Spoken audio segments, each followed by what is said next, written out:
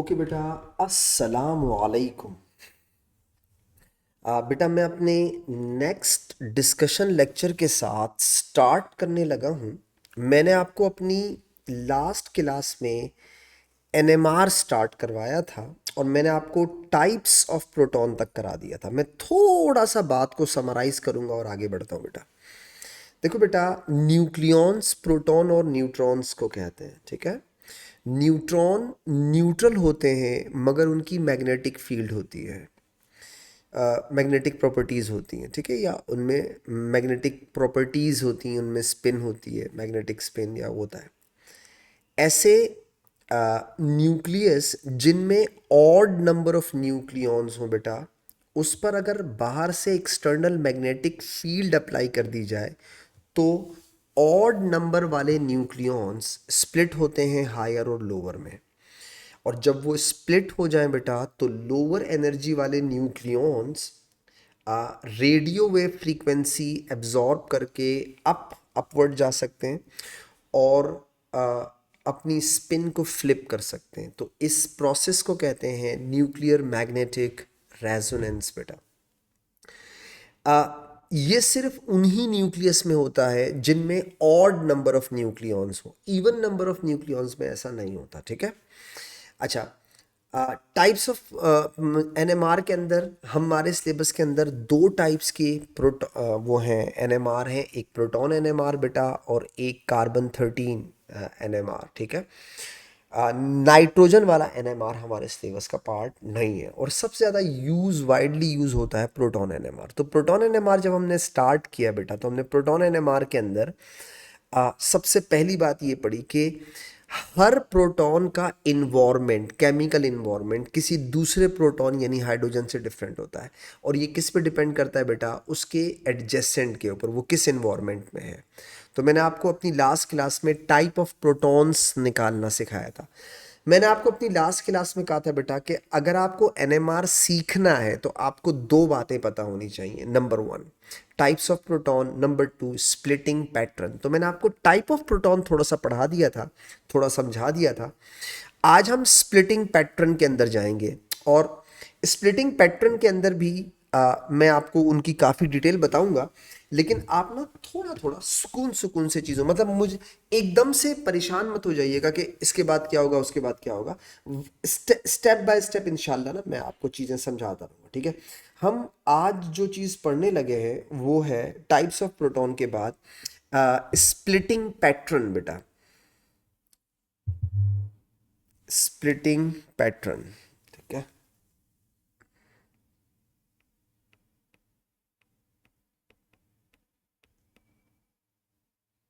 Splitting pattern. अच्छा, दो बातें बस पहले पहले सुन लें फिर मैं उनको इंप्लीमेंट कराता हूं। देखो बेटा,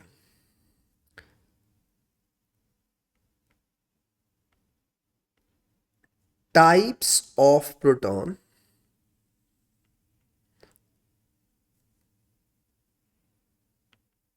will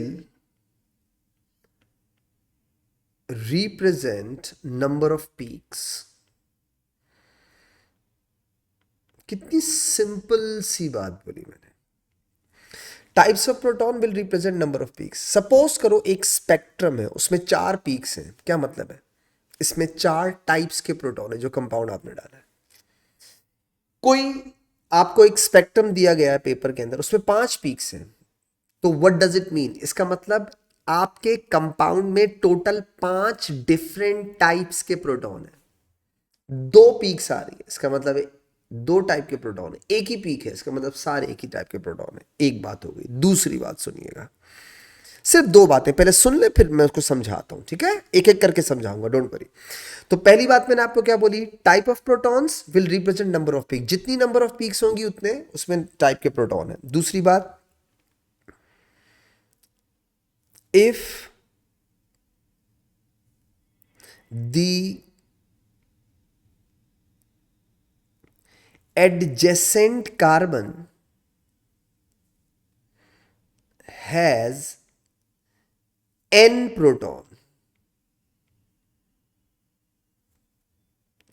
if the adjacent carbon atom has n proton, क्या मतलब, आप जिस प्रोटॉन की पीक बना रहे हैं उसके साथ वाले कार्बन के पास अगर n नंबर ऑफ प्रोटॉन है तो आपने जो पीक बनाई है, ठीक है, if the adjacent carbon has n proton, the peak will split into n plus 1। अभी सिर्फ बता रहा हूं, समझा नहीं रहा हूं, सुने सिर्फ मैं बोला क्या। अगर आपके पास एक टाइप का प्रोटॉन है और उसकी एक पीक बनी हुई है, ठीक है, इस प्रोटॉन की जो पीक बनी हुई है ये कितने में स्प्लिट होगी डिपेंड करता है इसके एडजेसेंट वाले कार्बन के प्रोटॉन्स पर। ये मैंने बताया है, अब मैं आपको समझाता हूं, जरा देखिएगा, लुक एट हियर। हम स्टार्ट करते हैं, पहली एग्जांपल आपको यहां देता हूं, जरा गौर से देखिए, सुकून से, जब तक बात नहीं समझ में आएगी बताता जाऊंगा, डोंट वरी, कोशिश कीजिए, फोकस्ड रहिएगा, चीजों को समझने की कोशिश कीजिएगा। जैसे बेटा CH3 CH2 O के साथ H।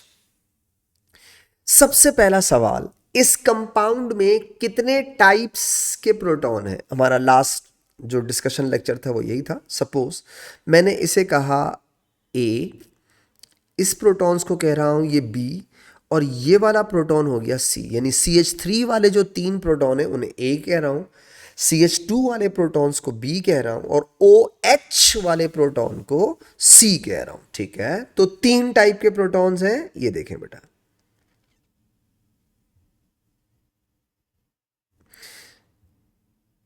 एक पीक बनाई मैंने ए के लिए, एक पीक मैंने बनाई बेटा सपोज बी के लिए, अभी सिर्फ स्प्लिटिंग पैटर्न समझा रहा हूं, और बेटा एक पीक मैंने बना दी सपोज सी के लिए, ठीक है। अभी सिर्फ फोकस रखिएगा किस चीज पे बेटा, स्प्लिटिंग पैटर्न पे। अब देखें, चेक करें बेटा, आपके ए, इस ए वाले को स्प्लिट करना है, बताएं ए वाले के एडजेसेंट कार्बन्स के पास कितने प्रोटॉन हैं? सही है, जो पीक ए की है उसके एडजेसेंट कार्बन के पास कितने प्रोटॉन हैं? 2।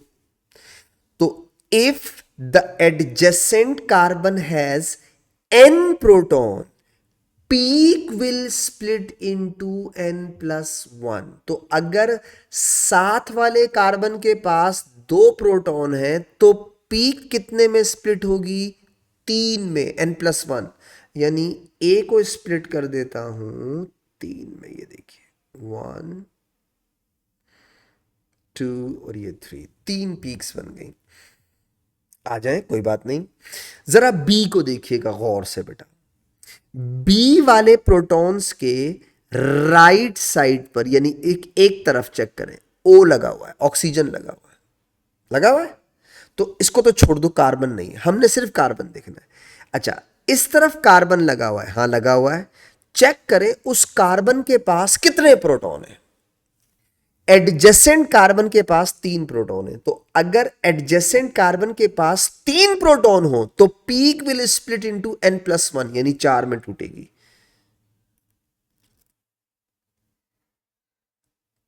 2 3 4।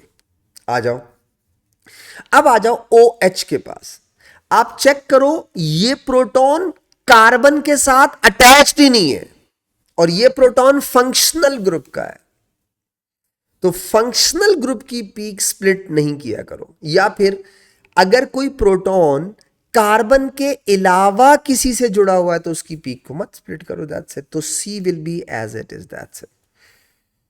So if the adjacent carbon has n proton, the peak will split into n plus 1। एक एग्जाम्पल आपको और देता हूं, सुकून से समझिएगा, बहुत सारी एग्जाम्पल दूंगा आपको, ठीक है। ये तो मेरी पहली एग्जाम्पल थी, एक एग्जाम्पल और देखिएगा बेटा।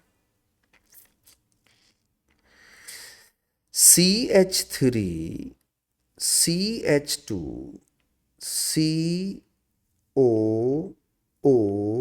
CH3। चले, पहला सवाल तो ये है कि इसमें टाइप ऑफ प्रोटॉन्स कितने हैं, पहले वो देखते हैं, सुकून के साथ देखते हैं। मैंने इसे कह दिया ये ए है, ये बी टाइप के प्रोटॉन है और ये सी, तीन टाइप के प्रोटॉन है। ठीक है भाई, चलो तीन टाइप के प्रोटॉन का मतलब तीन पीक्स हो गई। सपोज मैंने इसे कह दिया ए, सपोज मैंने इसे कहा बेटा बी, एंड सपोज मैंने इसे कहा एंड इट्स अ सी। ठीक है, सुकून। अब मुझे ए को स्प्लिट करना है, ठीक, अभी कर देते हैं। चेक कीजिए बेटा, ए के एडजेसेंट कार्बन, ए वाले प्रोटॉन जिस कार्बन के साथ लगे हुए, उसके एडजेसेंट कार्बन के पास कितने प्रोटॉन हैं। तो आप चेक करें, इसके एडजेसेंट कार्बन के पास दो प्रोटॉन है, तो पीक विल स्प्लिट इनटू 3, 2 3। अभी ये मत सोचिएगा सर ये आप पीक की हाइट क्या सोच के बनाते हैं। मैंने आपसे क्या कहा, क्या रिक्वेस्ट की, सब बताऊंगा, एक एक लफ्ज समझाऊंगा, लेकिन जो मैं समझा रहा हूं पहले सिर्फ उस पर फोकस कीजिएगा। अभी सिर्फ एक चीज पे फोकस रखिएगा, स्प्लिटिंग पैटर्न, बस। आगे चलें, बी पे आ जाए। मुझे बी के प्रोटॉन्स की, जो बी के प्रोटॉन है, बी वाले प्रोटॉन, उनकी पीक को स्प्लिट करना है। अभी कर देता हूं। स्प्लिटिंग किस पे डिपेंड करती है, एडजेसेंट कार्बन के प्रोटॉन्स पे। चेक करें बेटा, इस बी के इस तरफ जो कार्बन लगा हुआ है उसके पास प्रोटॉन ही नहीं है, दफा करो, हाइड्रोजन ही नहीं है। ओके, अच्छा, इस बी वाले के इस तरफ जो कार्बन लगा हुआ है बेटा, उसके पास कितने प्रोटॉन है, एडजेसेंट वाले कार्बन के पास तीन प्रोटॉन है। So if the adjacent carbon has three protons, the peak will split into n+1, यानी 3+1, 4 में टूट जाएगा। यानी बी वाली पीक को आपको किस में तोड़ना है, 4 में।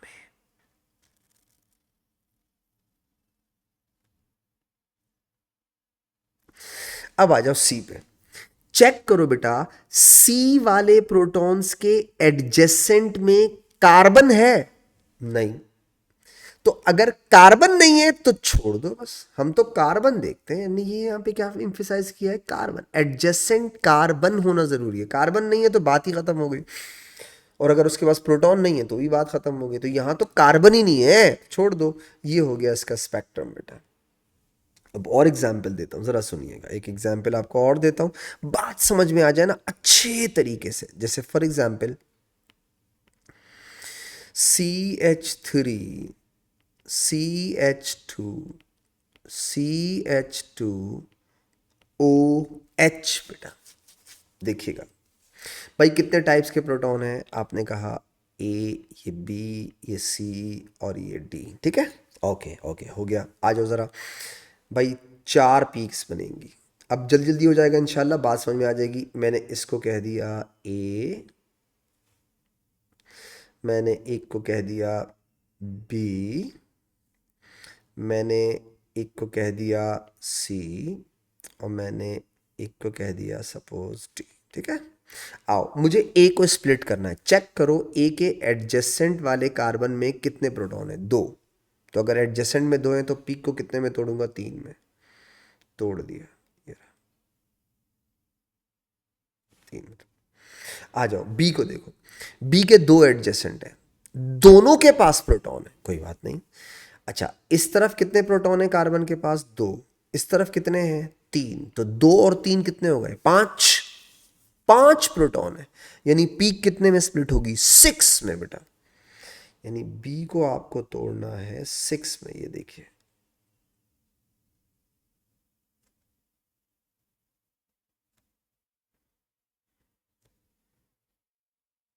सिक्स। आ जाओ सी पे। सी के एक तरफ तो कार्बन ही नहीं है, तो दफा करो, एक तरफ कार्बन है, उस कार्बन के पास कितने प्रोटॉन है, दो। CH2 है ना, दो प्रोटॉन है। तो अगर दो प्रोटॉन हो तो पीक कितने में स्प्लिट होगी, तीन में।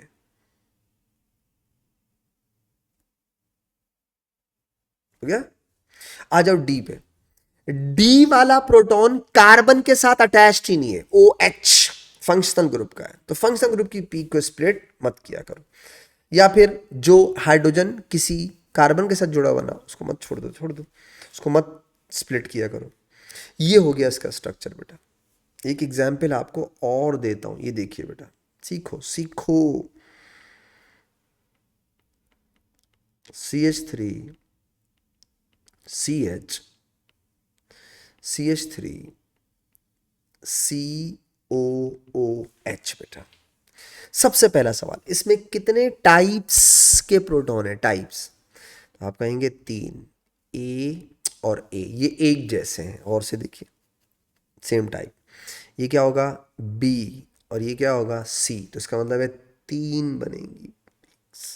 ओके, इस एक को कह दिया मैंने ए, इसे मैंने कह दिया बेटा बी, और इसे मैं कह रहा हूं बेटा सी। अब आप चेक करें, बताएं, ए के दोनों ए हैं, ये भी ए है वो भी है, इनके एडजेसेंट कार्बन के पास कितने प्रोटॉन हैं? चाहे इससे देख लो, किसी भी एक से देख लो, एक। तो अगर एडजेसेंट के पास एक प्रोटॉन होगा तो पीक कितने में स्प्लिट होगी? 2 में, n+1, 2 में स्प्लिट हो गई। अब आ जाओ बी पे। देखो बी के एक तरफ तो कार्बन के पास प्रोटॉन ही नहीं है, दफा करो, लेकिन बी के दोनों तरफ कार्बन के पास प्रोटॉन्स हैं और दोनों एडजेसेंट हैं, दोनों एडजेसेंट हैं।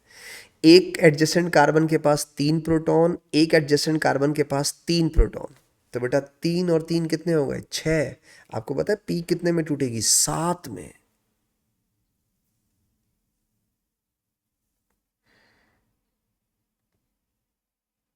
टू, 3, 4, 5, 6, 7। सी पे आ जाओ, ओ एच फंक्शनल ग्रुप है।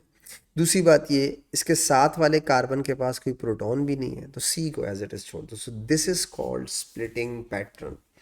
अब आप देखें, आपको सबसे शुरू में क्या लगा? शुरू में कि यार प्रोटॉन से किसी कंपाउंड का स्ट्रक्चर कैसे निकाल सकते हैं? स्प्लिटिंग पैटर्न से देखिए, समझ में आ जाएगा आपको कैसे निकाल सकते हैं। अब देखो, स्प्लिटिंग पैटर्न आपको सब कुछ बता देता है, गौर से देखिएगा। अब मैं रिवर्स चलूंगा, चीजें समझ में आएंगी, गौर से देखिए, फोकस कीजिएगा जिस चीज पे मैं फोकस करवाना चाहूं उस पर देखिएगा गौर से।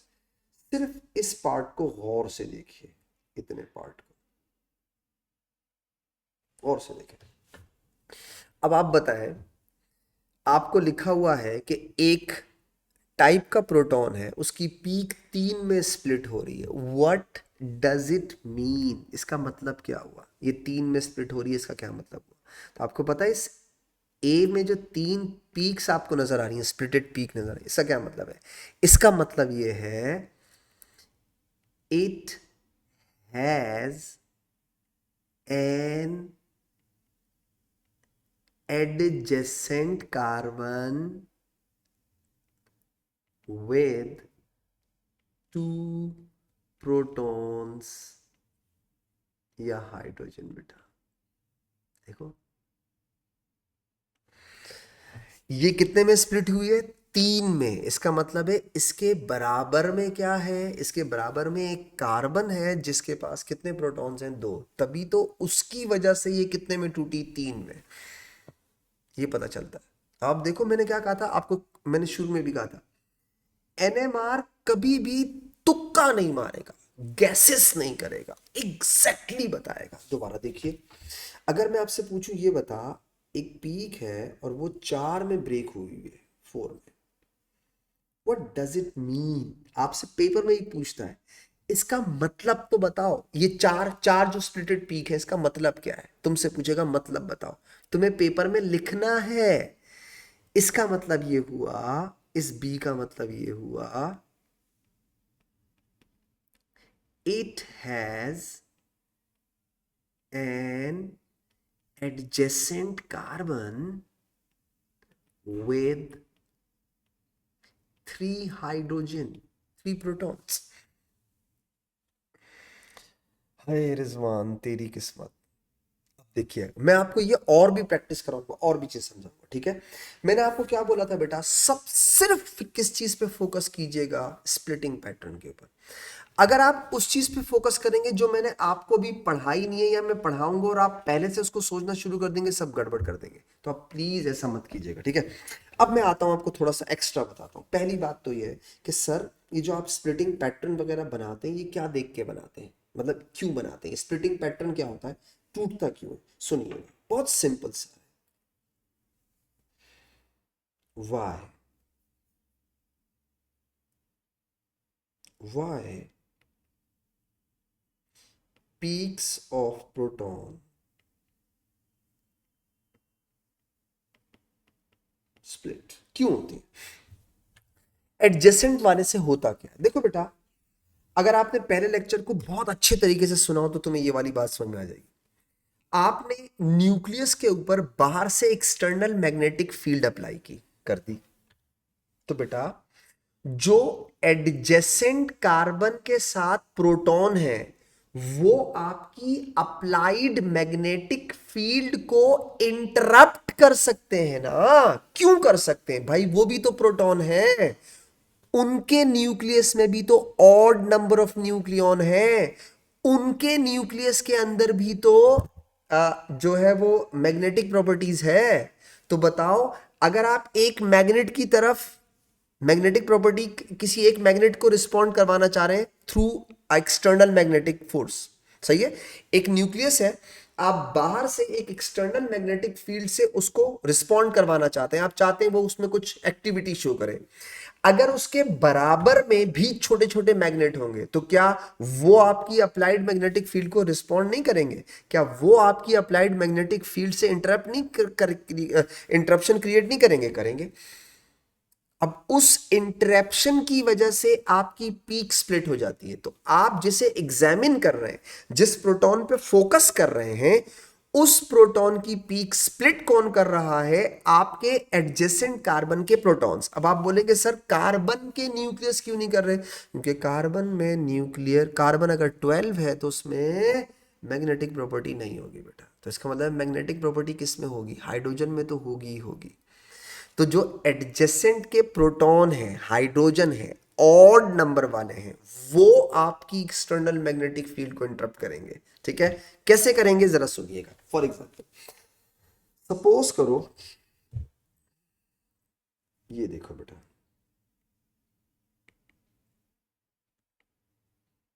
नेबर है,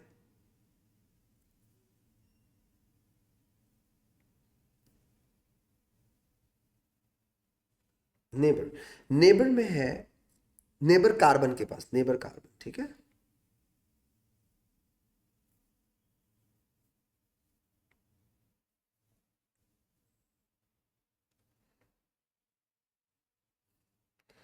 मैं थोड़ा जज्बाती हो गया, बट खैर है। Okay, neighbour carbon, zero proton, ठीक है। जीरो प्रोटॉन का मतलब हो गया पीक स्प्लिट, कोई है ही नहीं तो बस वन पीक होगी सिर्फ से, कोई कोई पीक नहीं होगी और जस्ट वन पीक, एक पीक है। अब देखिएगा, अगर एडजेसेंट में एक प्रोटॉन, ठीक है, एक प्रोटॉन, तो क्या होगा? देखो बेटा, अगर एडजेसेंट कार्बन के पास एक प्रोटॉन है तो वो एक प्रोटॉन आपकी एक्सटर्नल मैग्नेटिक फील्ड को इंटरप्ट किस तरह कर सकता है? दो तरीकों से। हो सकता है वो एक प्रोटॉन क्लॉकवाइज रोटेट कर रहा हो और आपकी अप्लाइड मैग्नेटिक फील्ड को इंटरप्ट करे। हो सकता है वो एंटी क्लॉकवाइज हो और आपकी अप्लाइड मैग्नेटिक फील्ड को इंटरप्ट करे। दो तरीकों से कर सकता है। तो इसका मतलब है आपकी पीक टू में स्प्लिट हो जाएगी। अगर एडजेसेंट कार्बन के पास एक प्रोटॉन हो तो वो दो तरीकों से आपकी अप्लाइड मैग्नेटिक फील्ड को इंटरप्ट कर सकता है, एक दफा क्लॉकवाइज या फिर एंटी क्लॉकवाइज। दोबारा सुनिए, सपोज करो एडजेसेंट वाले के पास दो प्रोटॉन है, कार्बन के पास, तो वो आपकी पीक को तीन में स्प्लिट कर सकता है, क्योंकि वो तीन तरीकों से इंटरप्ट कर सकता है। कैसे, सुनिए। वो दोनों प्रोटॉन क्लॉकवाइज रोटेट कर रहे हो, उनमें से एक क्लॉकवाइज हो, एक एंटी क्लॉकवाइज हो,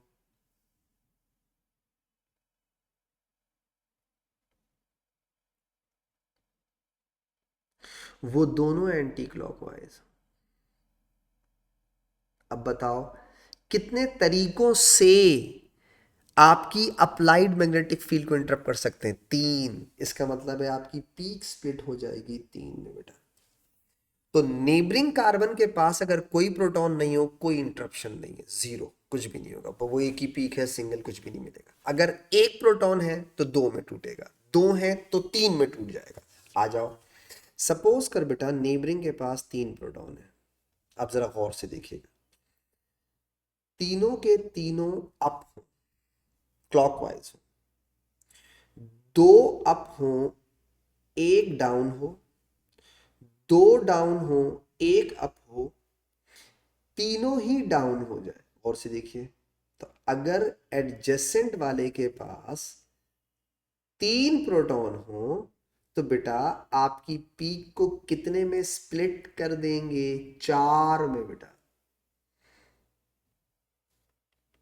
यही तो लिखवाया है मैंने।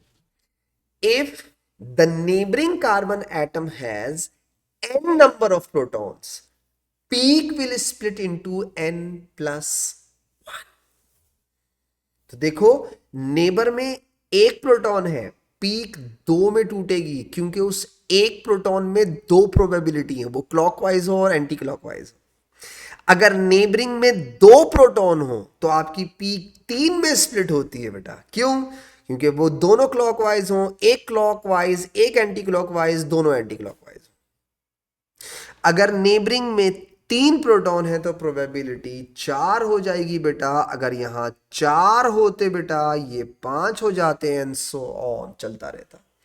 इसीलिए मैंने शुरू में लिखवाया, if the neighbouring carbon atoms has n number of proton, the peak will split into n plus 1। दो चीजें सीख गए, एनएमआर सीख गए। हमेशा बोलता हूं, number one type of protons, number two splitting pattern.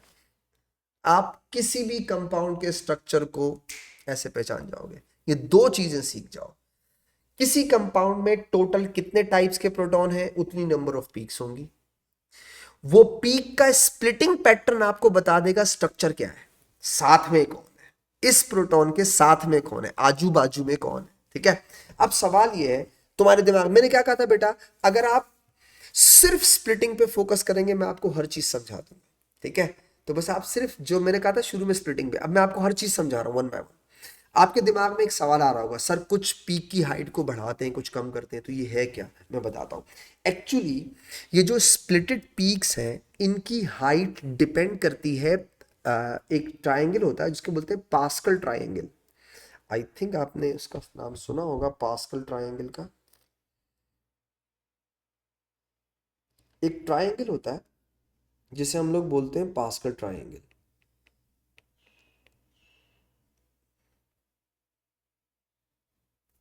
क्यों गलत दे रहा है?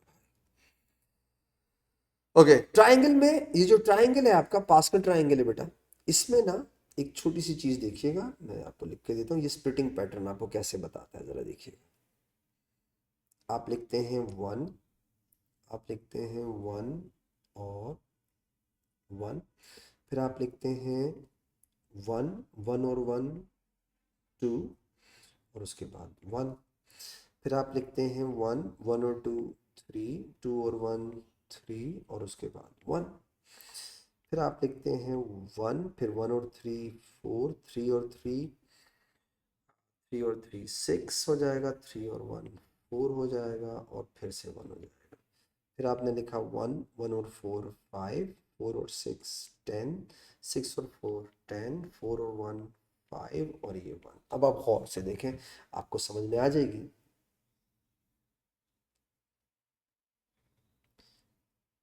अगर जीरो प्रोटॉन है तो एक पीक होगी, बस खत्म हो गई बात। अगर नेबरिंग में एक प्रोटॉन तो पीक दो में स्प्लिट होगी, होगी। उन पीक की हाइट का रेशो होगा 1:1 का। आप समझ में आई क्या कर रहा था? यहां आ जाइए। अगर नेबरिंग में दो प्रोटॉन है तो पीक कितने में टूटेगी? 3 में। उन 3 पीक की हाइट का रेशो क्या होगा? 1:2:1 होगा। दोबारा सुनो। अगर नेबर में 3 प्रोटॉन है तो पीक कितने में स्प्लिट होगी? 4 में। पता है उनकी पीक की हाइट का रेशो क्या होगा? 1:3:3:1 ये होगा। इसी तरह सो ऑन। अगर नेबरिंग में 4 प्रोटॉन्स तो पीक की हाइट का रेशियो होगा 1:4:6:4:1 एंड सो ऑन। इसीलिए मैं शुरू में कह रहा था फोकस सिर्फ स्प्लिटिंग पे कीजिए, बाकी सारी बातें मैं आपको सिखा दूंगा, कोई रॉकेट साइंस नहीं है। देखो पेपर में आपसे पूछता है, अभी जब प्रैक्टिस करेंगे पास पेपर को और समझ आएगा कि ये इसका मतलब क्या होता है और इसका मतलब क्या होता है, तो वो एडजेसेंट वाली बातें आपसे पूछता है। सुनिएगा, बहुत सिंपल सी बात है। यहाँ देखें,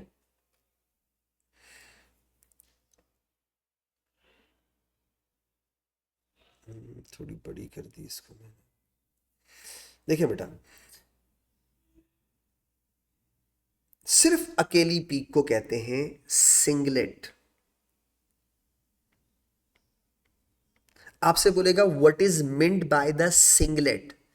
it means the adjacent carbon does not have any proton. है ही नहीं उसके पास, इसलिए सिंगलेट बन रही है। दोबारा सुने,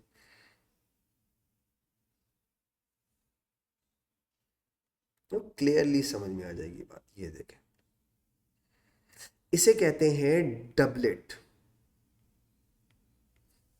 सही है, डबलेट 1:1 का रेशियो होगा। आप समझ में आ गई बात? तो डबलेट क्या होती है? 1:1। ठीक है, इनका हाइट का रेशियो क्या होगा? 1:1। What is mean by the doublet? The adjacent carbon has 1 proton. तभी तो पीक डबलेट में टूटी है। If the adjacent carbon has n number of proton the peak will split into n+1। दोबारा सुन, ये देख, 1 2 3।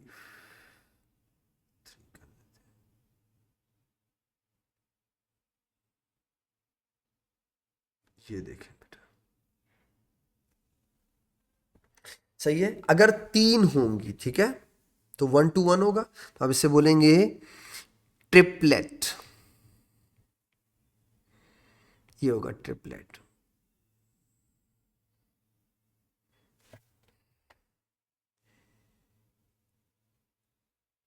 ये देखें बेटा, अब आपको समझ में आ गया होगा सर बार बार कुछ बड़े और कुछ कम क्यों कर रहे थे। रीजन था।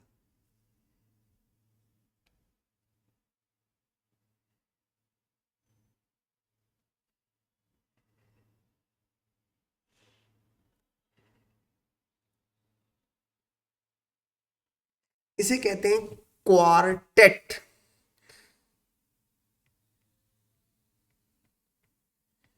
ठीक है, अब मैं आपको एक खुशी की बात, क्वार्टेट के बाद आना चाहिए पेंटलेट, हेक्सलेट, हेप्लेट, ऑक्लेट। हमारे सिलेबस में क्वार्टेट से ज्यादा नहीं है। क्वार्टेट के बाद जितनी भी बने उन्हें कलेक्टिवली कहते हैं मल्टीप्लेट। ऐसी झाड़ियां झाड़ियां टाइप की बनी होंगी ना, इसका मतलब होगा मल्टीप्लेट।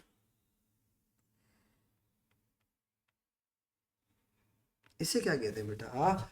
मल्टीप्लेट।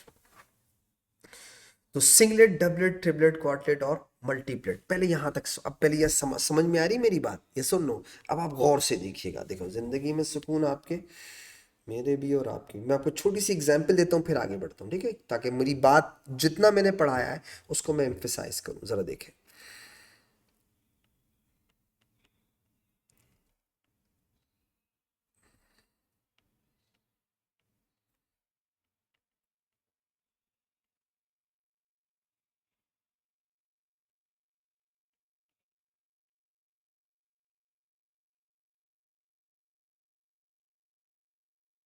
एक दो तीन चार, ठीक है। अच्छा,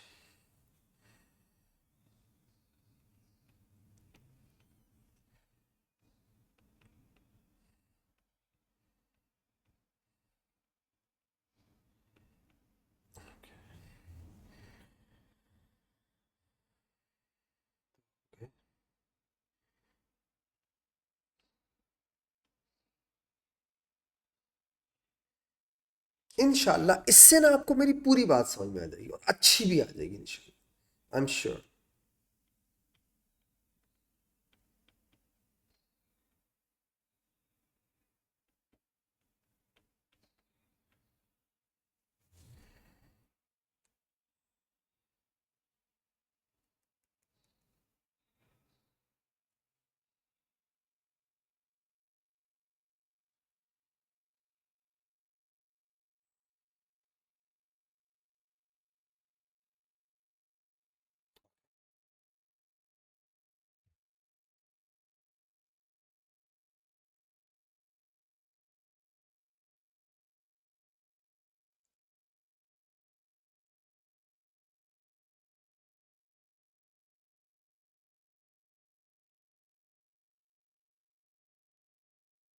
देखते जाइएगा।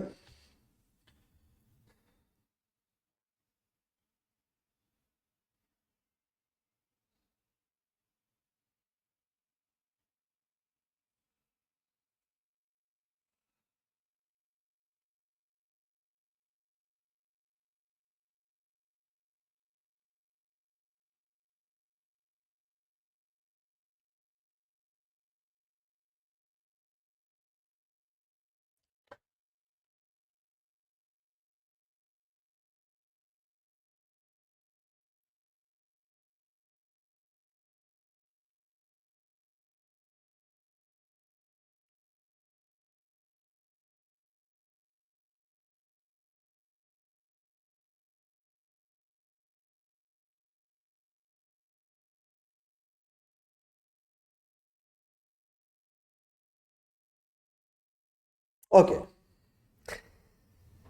मैंने आपको कंपाउंड ए, कंपाउंड बी और कंपाउंड सी दिया हुआ है, ठीक है। ये तीनों कंपाउंड्स एक दूसरे के आइसोमर हैं। मैंने आपको एक ग्राफ दिया है और मैं आपसे बोल रहा हूं, बता सकते हो ये ग्राफ इन तीनों में से किस कंपाउंड का होगा? पहली बात। अब जरा सुकून से देखिएगा, मैंने कहा ना आपको जो कुछ समझाया सब समझ में आ जाएगा। ओके, सबसे पहली बात, इसमें कितने टाइप्स के प्रोटॉन नजर आ रहे हैं चेक कीजिए, गौर से देखें। इसको कह रहा हूं ए, इसे कह रहा हूं बी, इसे कह रहा हूं सी और इसे कह रहा हूं डी। इसका मतलब है कितने टाइप के हो गए? चार। ओके, अब सुकून से काम कीजिएगा। देखें जरा, कंपाउंड ए को देखिएगा, उसमें कितने टाइप के प्रोटॉन है? ए, बी, सी और डी, चार टाइप के हो गए। जरा आए इसी का बी देखिएगा। ए, ए, ए, बी, दो टाइप के प्रोटॉन हो गए। आ जाओ इधर। ए, बी, सी, डी, ई, पांच टाइप के प्रोटॉन हो गए। अब आपको बोलेगा बताओ इसमें से ये कौन सा है, किस कंपाउंड का है? अब जरा प्रूफ देखिएगा, आगे देखिएगा, लिसन टू मी। सबसे पहला सवाल मेरा आपसे इसी को देखिए, अब इसको जरा सॉल्व करते हैं। बताओ इस डबलेट का मतलब क्या है? What is mean by the doublet? Doublet mean, what is mean by doublet? It has one proton in adjacent carbon। एक प्रोटॉन। इधर आओ, ये क्या है? डबलेट। क्या मतलब हो गया? It has one proton, it has one proton in adjacent carbon. ये क्या है? मल्टीप्लेट, यानी 3 से ज्यादा, ठीक है। और ये क्या होगी? मोस्ट प्रोबेबली किसी फंक्शनल ग्रुप की पीक होगी जो स्प्लिट ही नहीं हुई, अकेली है, यानी इसके साथ कोई कार्बन नहीं जुड़ा हुआ। अब आप चेक करें, इस ग्राफ को इससे रिजेंबल करें, गौर से देखिए। अब सवाल ये है, अगर मैं आपको बोलूं ये कंपाउंड बी का ग्राफ क्यों नहीं है, तो आप सबसे पहला एतराज क्या करेंगे? सर, सिर्फ 2 पीक्स होनी चाहिए थी, सिर्फ 2। और आपको पता है वो दोनों पीक्स, बी का ग्राफ कैसा होता है, ये देखिए, गौर से देखिएगा। 2 पीक्स होती, वो भी अनस्प्लिटेड। अनस्प्लिटेड, पता है क्यों? क्योंकि टाइप ए के प्रोटॉन के पास, टाइप ए के जो प्रोटॉन है उसके एडजेसेंट कार्बन के पास कोई प्रोटॉन ही नहीं है, नहीं है ना। इसी तरीके से बी को देखें बेटा, बी फंक्शनल ग्रुप है, उसके एडजेसेंट के पास कार्बन जो है उसके पास कोई प्रोटॉन ही नहीं है। इसका मतलब है ये बी नहीं हो सकता। सी आ जाओ, सी क्यों नहीं हो सकता? सो सिंपल, उसमें कितने टाइप्स के प्रोटॉन है? 5। 5 पीक्स होनी चाहिए थी, इधर कितनी है? 4। एनएमआर तुक्का नहीं मारता, ये याद रखना। जिस बच्चे को ये बात समझ में आ गई ना कि एनएमआर कभी भी गैस नहीं करता, एनएमआर आपको एग्जैक्ट बताएगा, एग्जैक्ट, सही है। और अगर आपको 2 चीजें समझ में आ जाए, आपको पूरा एनएमआर समझ में आ जाता है। कौन सी 2 चीजें? एक टाइप्स ऑफ प्रोटॉन समझ में आ जाए, एक उनका स्प्लिटिंग पैटर्न समझ में आ जाए। If the adjacent carbon has n number of proton, the peak will split into n+1, टूट जाएगी। हम इसके प्रैक्टिस क्वेश्चंस करेंगे, मैं आपको और चीजें समझाऊंगा उसके साथ, लेकिन मसले कि आपको ये पता होना चाहिए, बस ये बोल रहा हूं। अब हम छोटी छोटी कुछ बातों को समराइज करके मैं इस बात को खत्म करता हूं बेटा। सबसे पहली बात तो याद रखिएगा, इसके अंदर दो दो छोटी छोटी बातें बस। एक तो हम जब एनएमआर स्पेक्ट्रोमीटर में कोई सैंपल डालते हैं किसी कंपाउंड का स्ट्रक्चर, सही है। मुझे किसी ने बोला यार मेरे पास ये 3 आइसोमर है अल्कोहल के, मुझे ये नहीं समझ में आ रहा कौन सा अल्कोहल है, तो मैं उसका एनएमआर करके ना उसका स्ट्रक्चर बता सकता हूँ कि ये वाला है ये वाला नहीं है। किससे? कितना आसान है। मैंने तीनों कंपाउंड, उसने मुझे बोला कि मेरे पास एक कंपाउंड है, वो ABC में से कोई एक अल्कोहल है, लेकिन मुझे समझ नहीं आ रहा कौन सा है। तो अगर मैं उसका एनएमआर करूंगा तो मैं एग्जैक्टली वहां तक पहुंच जाऊंगा, ये वाला है। आप सोचें स्प्लिटिंग पैटर्न से और टाइप्स ऑफ प्रोटॉन से कितना इजी हो जाता है किसी स्ट्रक्चर को आइडेंटिफाई करना। बस छोटी छोटी बातें करते हैं, फिर प्रैक्टिस क्वेश्चंस करेंगे, ठीक है। मैं इसके प्रैक्टिस क्वेश्चन, पास पेपर क्वेश्चन कराऊंगा तुम्हें। सबसे पहले हम एनएमआर स्पेक्ट्रोमीटर के अंदर बेटा स्टैंडर्ड एक यूज़ करते हैं। जैसे आपको याद होगा इलेक्ट्रोकेमिस्ट्री के अंदर आपने hydrogen, standard hydrogen electrode use किया था, वैसे इसके अंदर भी एक स्टैंडर्ड यूज़ किया जाता है। छोटी छोटी बातें, उस स्टैंडर्ड को बोलते हैं स्टैंडर्ड, टीएमएस बोलते हैं इसको। टीएमएस स्टैंड्स फॉर टेट्रामीथाइल सीलेन बेटा, ठीक है। ये एक स्टैंडर्ड है, स्टैंडर्ड इसे बोलते हैं बेटा टेट्रा मिथाइल सीलेन, टेट्रा मीथाइल सीलेन। इसका स्ट्रक्चर ऐसा होता है बेटा, ये देखें।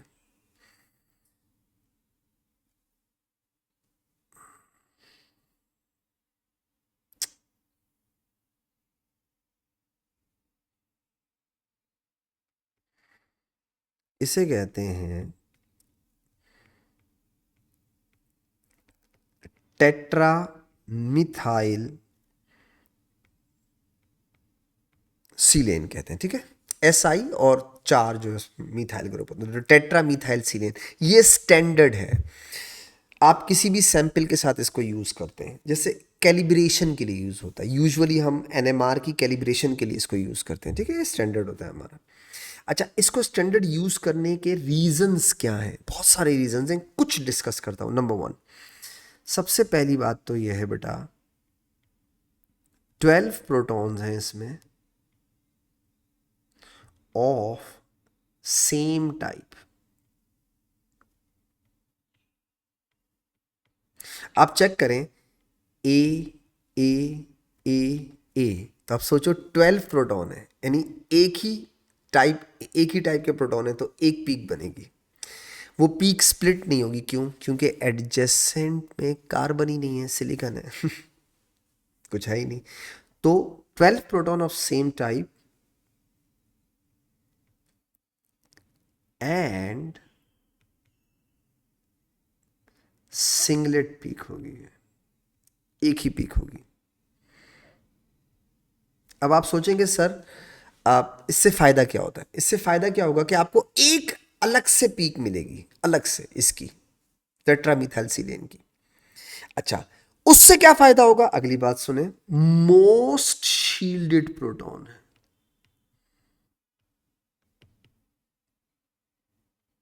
मोस्ट शील्डेड प्रोटॉन्स है। अब आप देखें, हम जब एनएमआर को कैलिब्रेट करेंगे, सपोज करो ये टीएमएस है और ये हमारा सैंपल है, ठीक है, ये जो वाइट है ये सैंपल है और ये टीएमएस है। हमने टीएमएस डाला और जब ये सैंपल डालेंगे हम, तो हमें टीएमएस से ज्यादा मैग्नेटिक फील्ड नहीं देनी पड़ेगी। तो हम पहले एडजस्ट कर लेंगे कि टीएमएस के प्रोटॉन्स को रेजोनेट करने के लिए आप कितनी मैग्नेटिक फील्ड दे रहे हैं। आपके सैंपल की मैग्नेटिक फील्ड डेफिनेटली उससे कमी होगी, क्यों? क्योंकि 12 शील्डेड प्रोटॉन्स को सबसे ज्यादा मैग्नेटिक फील्ड देनी पड़ेगी, इससे ज्यादा और हो ही नहीं सकते। मैक्सिमम 4 ग्रुप ही लगा सकते हो ना, 5 ग्रुप तो नहीं लगा सकते। तो 4 ग्रुप लगाओगे और चारों ग्रुप क्या है? मोस्ट शील्डेड है। चेक करें, मोस्ट शील्डेड का मतलब क्या हो गया बेटा, कि इलेक्ट्रोनेगेटिविटी सिमिलर है ना, तो कोई भी किसी हाइड्रोजन के इलेक्ट्रॉन अपनी तरफ नहीं खींचेगा, तो इलेक्ट्रॉन अपने न्यूक्लियस की अच्छी तरीके से शील्डिंग कर रहे होंगे, हिफाजत कर रहे होंगे। सो दे आर मोस्ट शील्डेड। जितना ज्यादा शील्डेड उतनी ज्यादा मैग्नेटिक फील्ड देनी पड़ेगी। तो मोस्ट शील्डेड प्रोटॉन्स है, इसीलिए नीड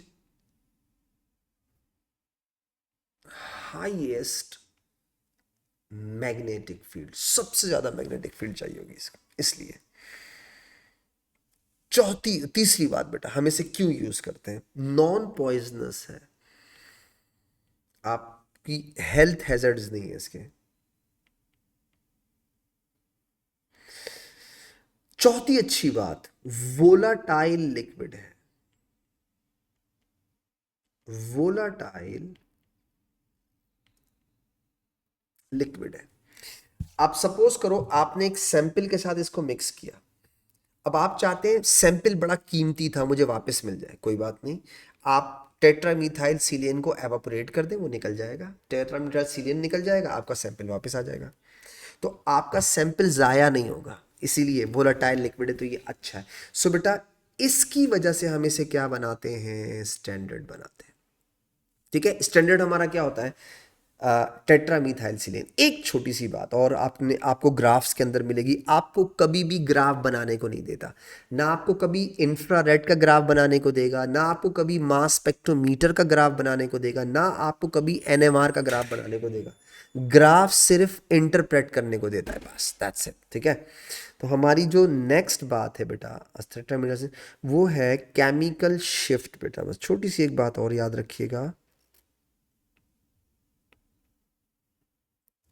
केमिकल शिफ्ट, इसे ना ऐसे रिप्रेजेंट करते हैं यूं, और इसके यूनिट्स होते हैं पार्ट्स पर मिलियन, पीपीएम में लिखते हैं। ठीक है, केमिकल शिफ्ट होती क्या है, किसे कहते हैं? मैं पहले एक छोटी सी बात लिख लूं, देखिएगा।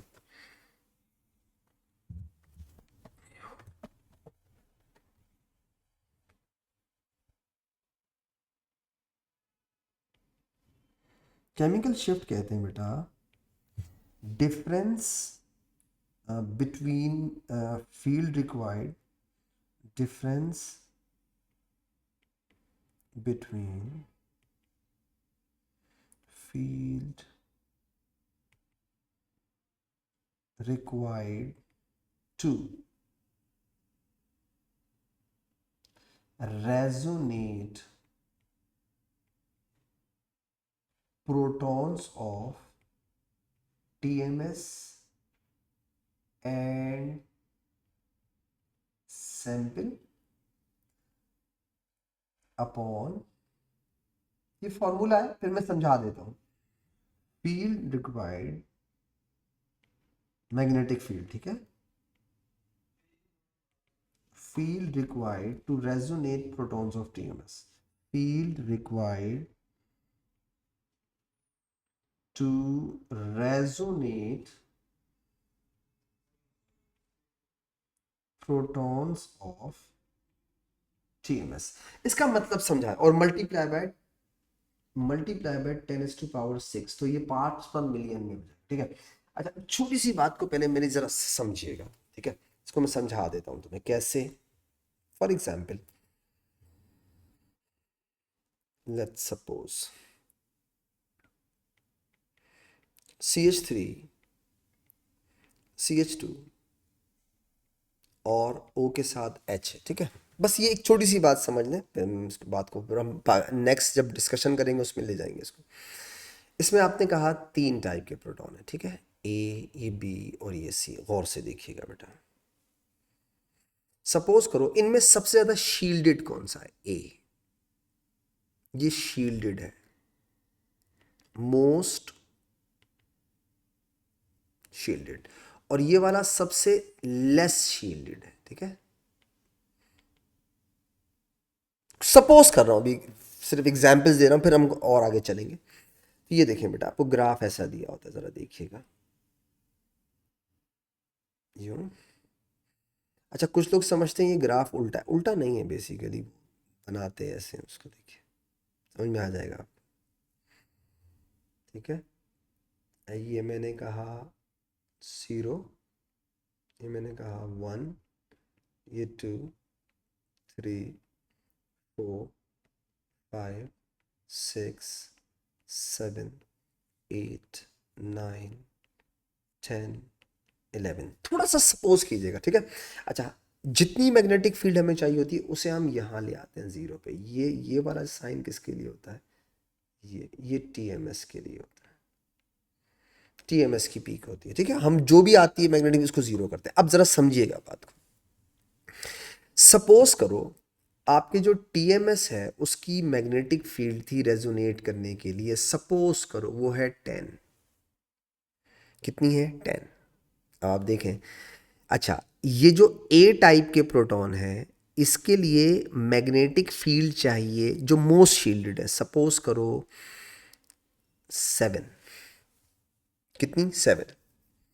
तो ये जो मैंने एक्स एक्सेस पे लिखा हुआ है ना, केमिकल शिफ्ट, इसका मतलब क्या होता है आप समझ में आ जाएगी। तो पता है आप ए के लिए केमिकल शिफ्ट कैसे निकाल रहे होते हैं? बेसिकली आसान करके बता देता हूँ। 10 किसे चाहिए? TMS को। और आपकी जो वो है प्रोटॉन है उसे कितनी चाहिए? 7। तो आंसर क्या आया? 3। ए की जो पीक बनेगी वो 3 पे बनेगी, ये बोल रहा हूँ। तो ये देखिए, ये हो जाएगा आपके ए की पीक। स्प्लिटिंग पैटर्न बात की बात है, अभी सिर्फ बता रहा हूँ पीक कहाँ कहाँ मिलेगी ए की। अब आ जाए, जरा सी को देखिएगा, ठीक है, सी को गौर से देखिएगा। सपोज करो ये लेस शील्डेड है, मतलब इसके इलेक्ट्रॉन ऑक्सीजन ने खींच लिए तो हिफाजत नहीं कर रहा। सपोज करो इसको मैग्नेटिक फील्ड चाहिए, रेजोनेट, इस प्रोटॉन को रेजोनेट करने के लिए मैग्नेटिक फील्ड चाहिए अब 3। चलो 3 चाहिए। पता है इस बी की, सी की पीक कहाँ बनेगी? आपको TMS के लिए कितनी मैग्नेटिक फील्ड रिक्वायर्ड थी? 10। बेटा इस सी वाले प्रोटॉन को कितनी चाहिए थी? 3। आंसर क्या आएगा? 10 - 3, 7। आपको पता है सी वाले की जो पीक बनेगी वो कहाँ बनेगी? 7 पे बनेगी। ये हो गई सी की, और बी की फिर समहाउ।